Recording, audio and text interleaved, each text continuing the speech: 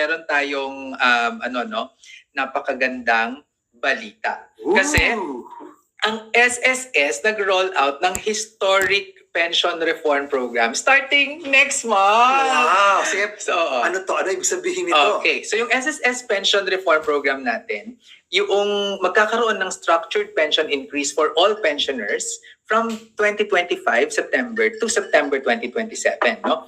Okay. Ito ay alinsunod sa Social Security Act of 2018 at ito ay na-approve na ng Social Security Council ba yan?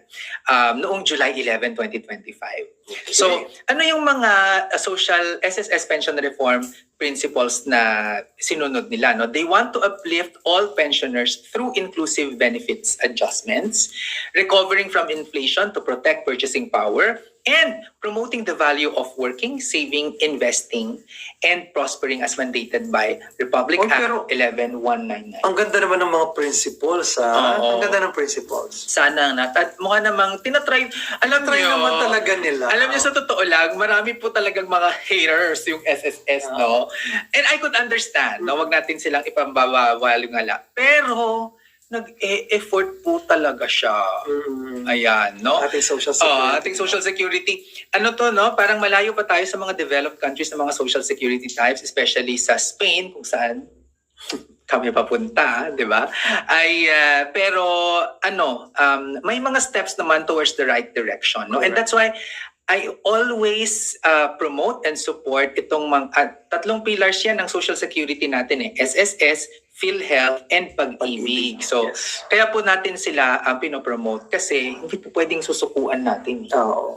Government yan, pera natin. Kung susukuan natin, Tayo rin yung matatalo. correct, 'di ba? So hindi dapat tayo magpatalo, no? So, ito yung pension increase from 2025 to 2027, no? So, 10% increase siya ngayong September 2025 for retirement at saka yung mga may disability pensions, no? Okay. Sa next year, additional 10%.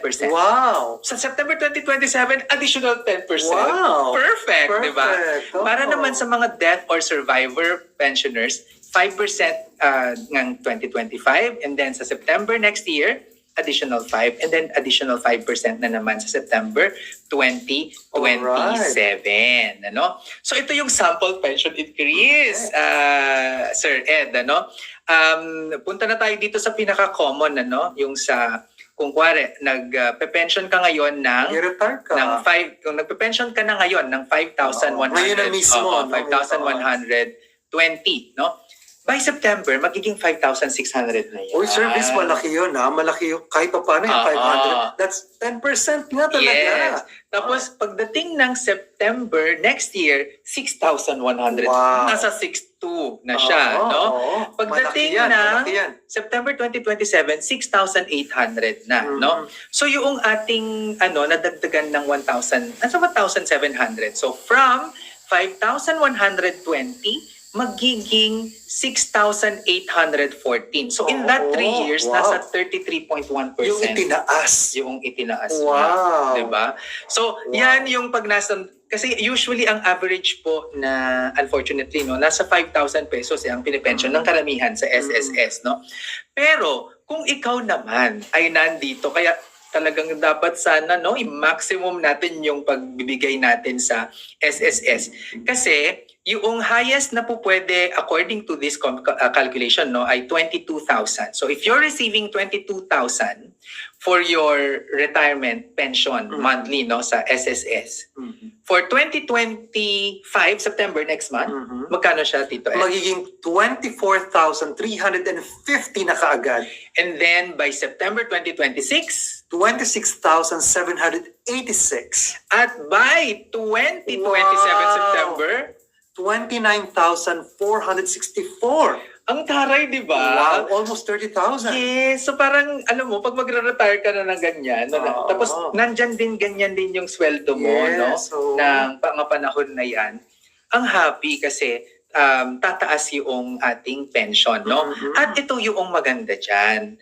Walang contribution increase na required from now, from making this announcement. And ito ay nakabase sa kanilang solid actuarial foundation. Wow! Diba? Saka Sir Vince, ako ang realization ko dito ay, kasi ngayon, syempre, yung 500, 1,000, 8,000, hindi yan mukhang malaki. Pero isipin po natin, kada buwan nito ha, hindi ito ayuda na minsan lang ibibigay. Yes, Yung pagtasan every month makukuha yan, kaya magandang step po ito.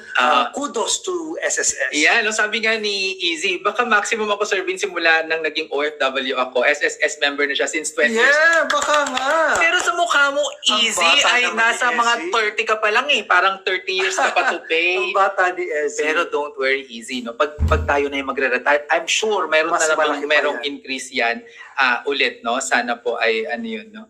Ayan. And then, so nasan ba siya ngayon? No? Nasa Hong Kong, si Okay. Ezzy. No? Ayan. Okay. And ano yung impact of the reform program ng SSS? Nasa 3.8 million ang magbe-benefit na pensioners. Ang ganda naman. Oo. Pero just to put this into perspective, kaya talaga tuwang-tuwa ako na na nanalo ang ating mga kapanalig sa akbayan kasi alam mo ba, Sir Ed, ilan ang senior citizens ngayon sa Pilipinas? Actually, Alam hindi mo? ko alam. Hindi ko alam. 11 million. 11 million. Tapos, ang nagpe-pension from the government, if I'm not mistaken, is 500,000. 3.8 million yan. So, 4.3. 11 million minus 4.3. Mas madami pa yung hindi nakakapag-pension. Kaya, maganda na sinuportahan natin ang Akbayan Party List, si Senator Risa Hontiveros, si Senator Bab Aquino at saka si Senator Pangilinan, kasama na rin si Congressman De Lima, no, ng kasi isusulong po nila ang basic pension for everyone, no? So Yan ang aabangan natin. oo. So, nasa 2.6 million out of the 3.8 yung may retirement and disability, 1.2 million naman yung survivor. And because nagkakaroon ng pera yung mga senior citizens natin, saan ba nila gagamitin yan? Kagasusin mo rin naman yan di ba? Yes, so it will provide an economic boost, no, for the Philippines. Kaya maganda po yan. And again, to repeat, no, wala itong increase required based on Di solid ba, service? Pero Actual. pwede talaga na hindi Yes. pahirapan ng mga tao pero dagdagan ng benepisyo. Pwede talaga. Oo. Yan, no? At ito ang sabi ng ating bagong SSS President and CEO. Sir, magsischedule po ako sa inyo ng a meeting and Si interview. Mr. Robert Joseph M. Declaro. Yes. Ano sabi niya, Sir Vince? We've heard the clamor for higher pensions loud and clear. Diba? We are rolling out a rational and sustainable pension increase. Woohoo! Ayan, okay?